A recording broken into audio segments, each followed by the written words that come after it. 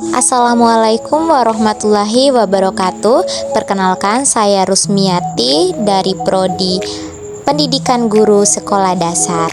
Kali ini kita akan membahas ekosistem pada makhluk hidup. Selamat menyaksikan.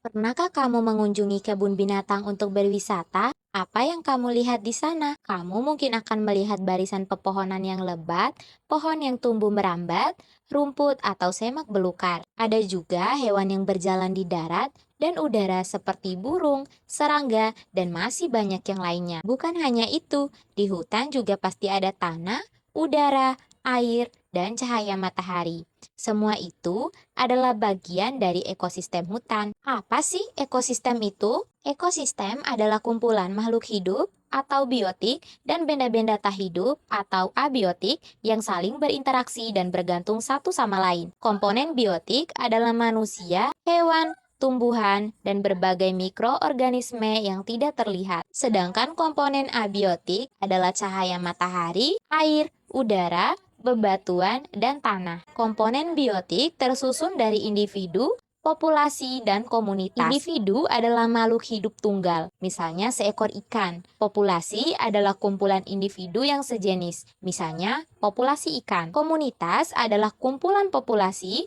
yang hidup di suatu tempat. Misalnya dalam suatu kolam terdapat populasi ikan, populasi teratai, dan populasi ganggang. Dua jenis makhluk hidup di dalam ekosistem dapat saling berinteraksi satu sama lain. Kompetisi adalah persaingan dua makhluk hidup. Contohnya persaingan singa dan zebra untuk memperebutkan makanan. Predasi adalah interaksi di mana salah satu makhluk hidup memakan makhluk hidup lainnya. Contohnya, singa yang memakan zebra. Simbiosis mutualisme adalah interaksi yang saling menguntungkan. Contohnya, interaksi bunga dan lebah. Bunga untung karena dibantu penyerbukannya, sedangkan lebah untung karena mendapatkan madu dari bunga. Simbiosis parasitisme adalah interaksi yang merugikan salah satu pihak, sedangkan yang lainnya diuntungkan.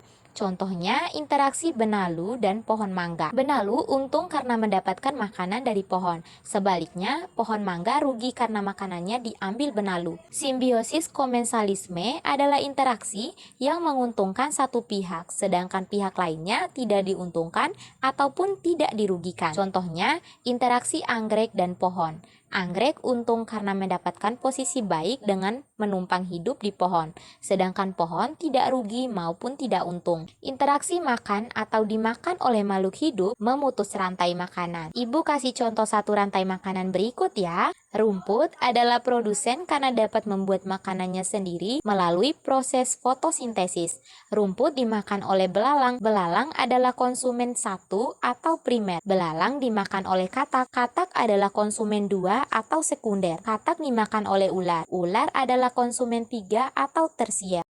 Ular dimakan oleh elang. Elang adalah konsumen puncak karena tidak dimakan lagi oleh hewan lain. Sisa tumbuhan dan hewan yang akan mati akan diuraikan oleh pengurai atau dekomposer seperti bakteri, cacing, atau jamur.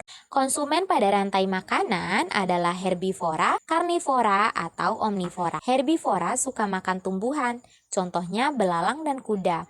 Karnivora suka makan daging, contohnya katak dan elang. Sedangkan omnivora suka makan tumbuhan sekaligus daging, contohnya ayam dan monyet. Ekosistem bukan hanya hutan loh, ekosistem banyak sekali jenisnya. Ekosistem alami terbentuk secara alami tanpa campur tangan manusia. Contohnya hutan, sungai, dan laut. Ekosistem buatan sengaja dibuat oleh manusia, contohnya kolam dan sawah. Ekosistem juga dikelompokkan menjadi ekosistem darat dan ekosistem air.